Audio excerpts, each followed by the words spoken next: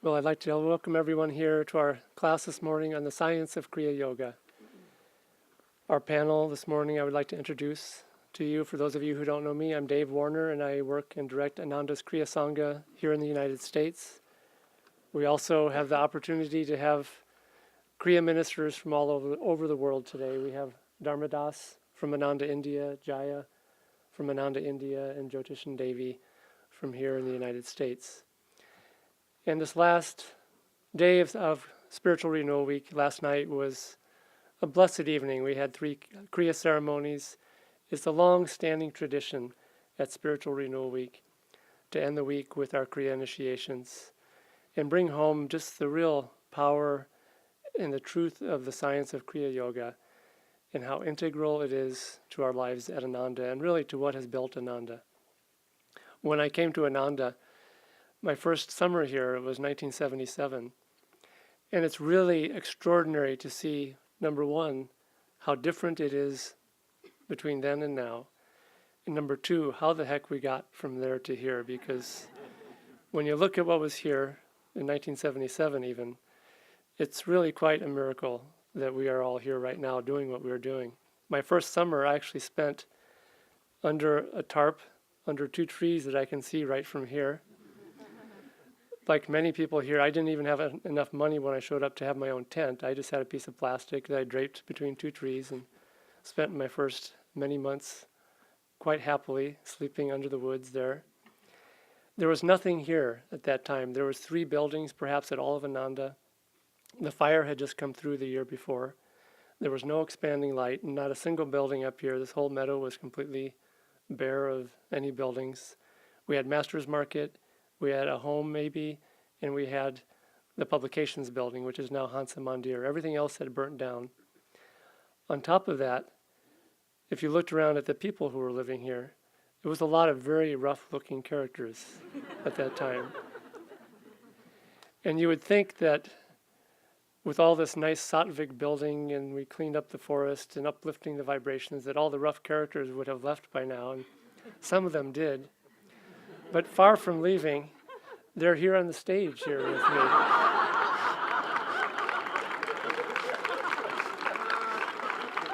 And they're sitting next to you in the audience, and they're running our schools and our businesses, the Expanding Light, and have really built Ananda.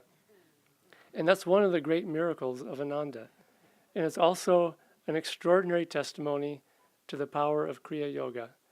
Yogananda once said that he could take a couple young men of the coarsest type and teach them Kriya, and he said within a few years I could make saints out of them if they practice Kriya the way that he teaches it to them. That really is the power of Kriya Yoga, and you can see that. It's not just a promise, it's not just a hope or something that people talk about, it's a living reality.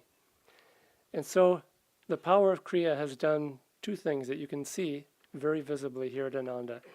One, it's taken some very rough characters and really turned them into angels and just wonderful, wonderful people, great people. And it's helped to build this community.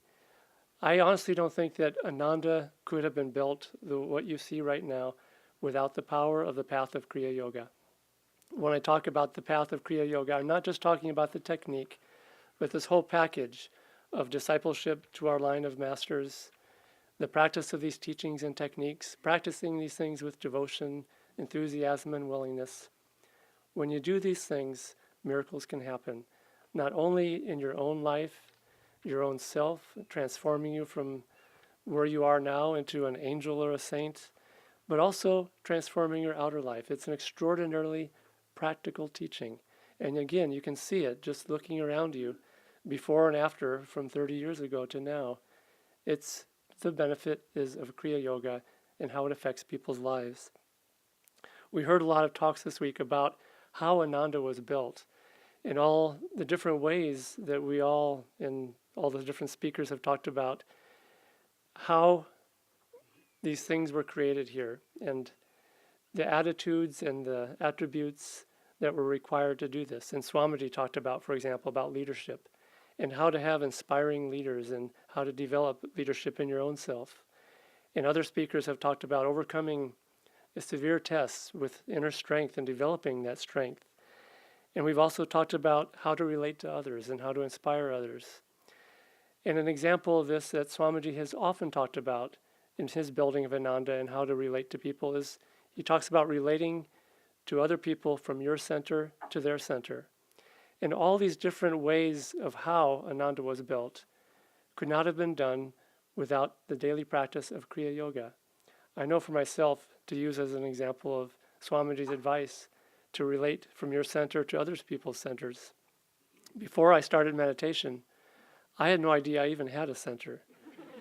Even after I heard about having a center, and maybe when I started practicing meditation, I would look around and look for my center here and over there, and it was like that joke that Swamiji tells about that guy that's picking up those pieces of paper and saying, no, this isn't it. And that's how I was with my center for a long time. It's not here, it's not there, and you start scratching your head and wondering where it is. But one of the things that Kriya Yoga does is it teaches us where our center is. The Kriya technique itself, it brings a strong current of energy and magnetism up our astral spine, which really is our true spiritual center. And by magnetizing our center, naturally over time, more and more, we start naturally living in our center. We don't have to think about our center. We don't have to look for our center and we've lost it and we're looking under every bush to try to find it again.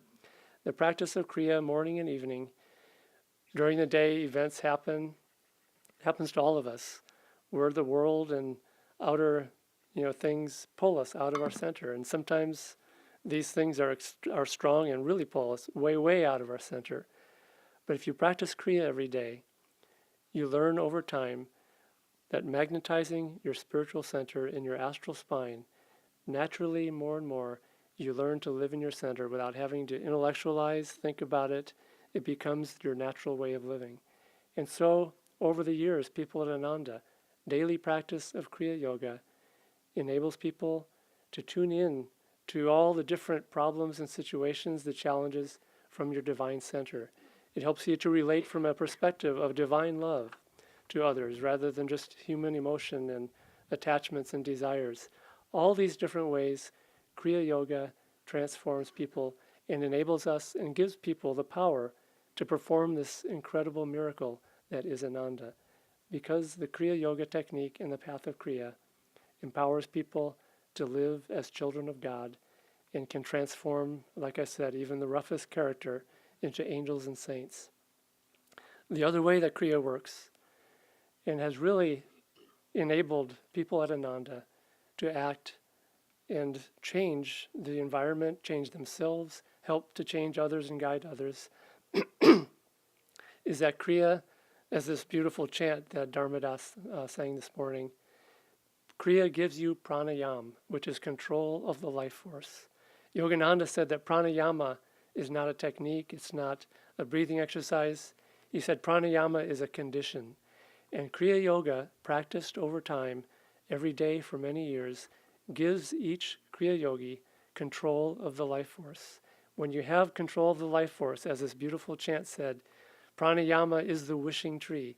The wishing tree is this magical tree, and there's a legend about it that when you're under that tree, whatever you wish becomes true. And pranayama gives you the power, not in terms of just wishful thinking, but to control your life force so that if you're working with business, working with others, you have concentration, you have control of your emotions, and you're able to succeed eventually at whatever you do.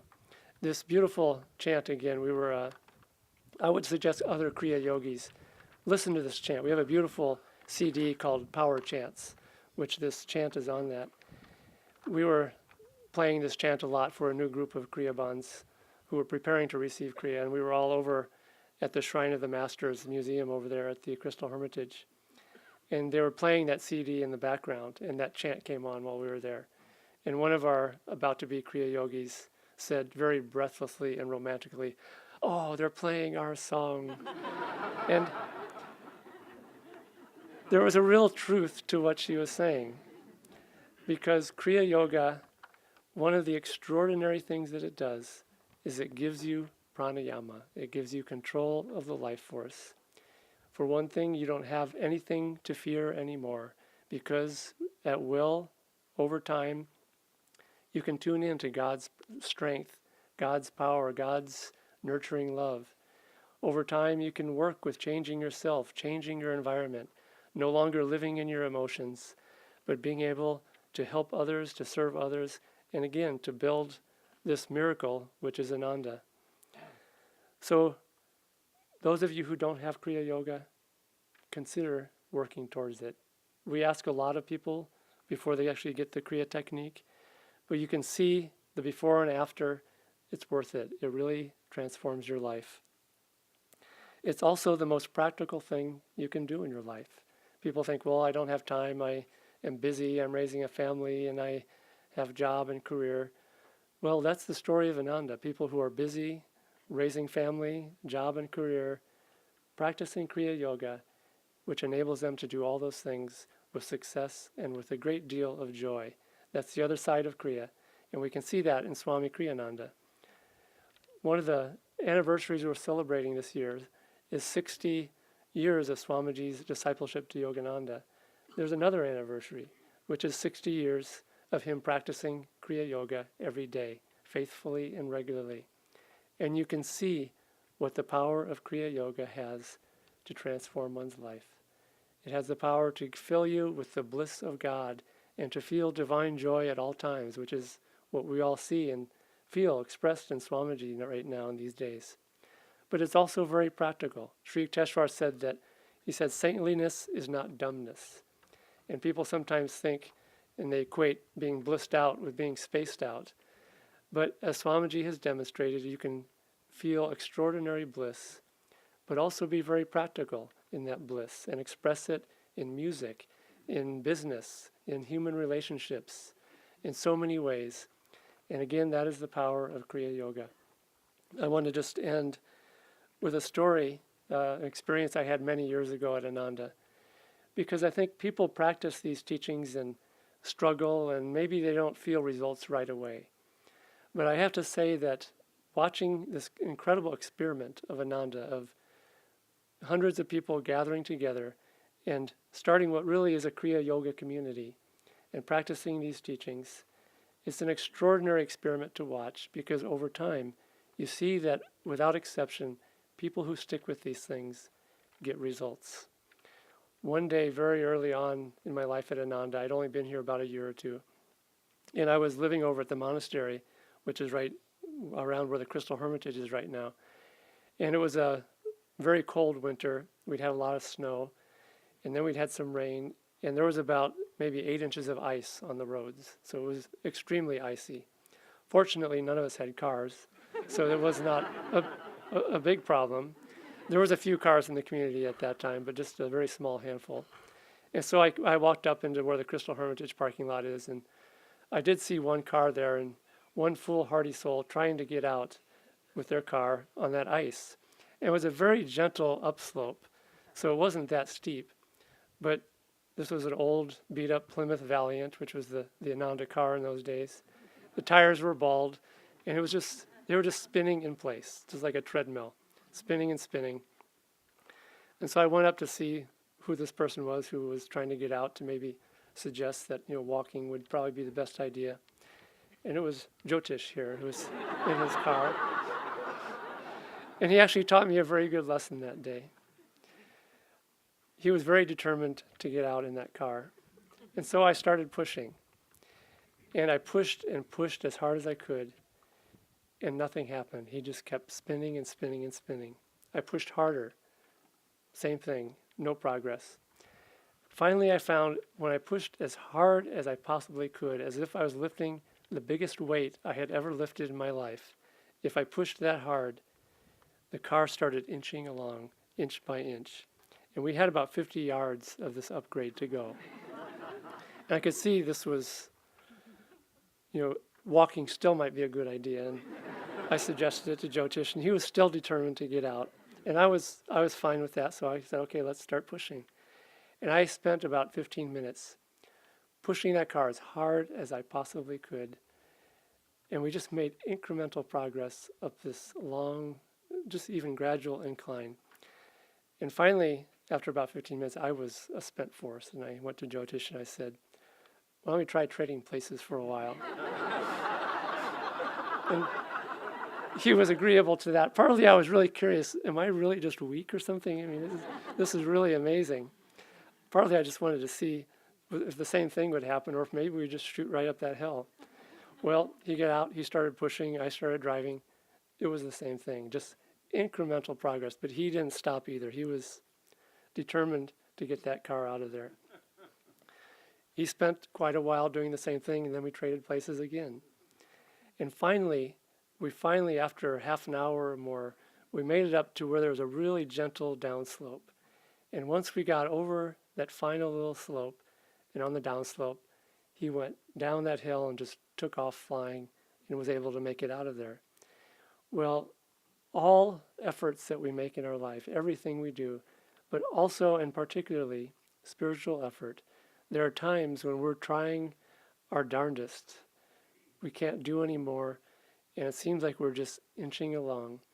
And sometimes those times can go on for a long time. And if you look at the early years of Ananda, with Swamiji trying to develop Ananda, you have to really admire him on many levels, but in particular, to be putting out the energy that he was putting out with those rough characters that were here at that time, and many of them just going off to the river and swimming while he was out working to pay off the mortgage. And it's just extraordinary, the effort that he had to put out, making incremental progress for many years. But as Yogananda said, any spiritual effort you make produces results over time, inevitably. And with the path of Kriya, I think we've all seen this over many years, and it's wonderful seeing people come back year after year for Spiritual Renewal Week. You see the progress over time, without exception. Sometimes you have to push for years and years, and you don't feel like you're getting anywhere. But in fact, you're just pushing yourself closer to the top of that hill where finally you just take off. And I have seen so many people at Ananda, and just not living here, but all over the world, visiting here, who practice these teachings for many years. And you see them sometimes for years making incremental progress, but they stick with it. And one of the reasons I think they stick with it, and I would recommend this to everyone, is because they visit here a lot. And they go grab a long-time Kriya yogi who's been doing it for 20, 30, 40 years. And they grab onto them and say, remind me, tell me about this. What's going to happen if I keep with it? And sometimes you don't even need words. You can just see people who've been doing it for many years, and you feel the inspiration and the encouragement to keep on. And eventually, and I have to say this again, without exception, over the years, without exception of everyone I've seen who has stuck with it, eventually those efforts produce results. People take off into the light of joy. And the biggest example of this, again, is Swamiji. Hold him up as an example of the goal of Kriya Yoga and what is possible for all of us. To feel divine joy, to have divine friends, to have a divinely fulfilling life. These are the fruits of Kriya practice. And those of you who have Kriya, stick with it, go deep into it, rededicate your practice after this week. Those of you who don't have Kriya, on Tuesday or Wednesday, give me a call. Send me an email, and we'll work together on getting onto this path of Kriya and really getting the benefits and the fruits of living this divine life. Blessings.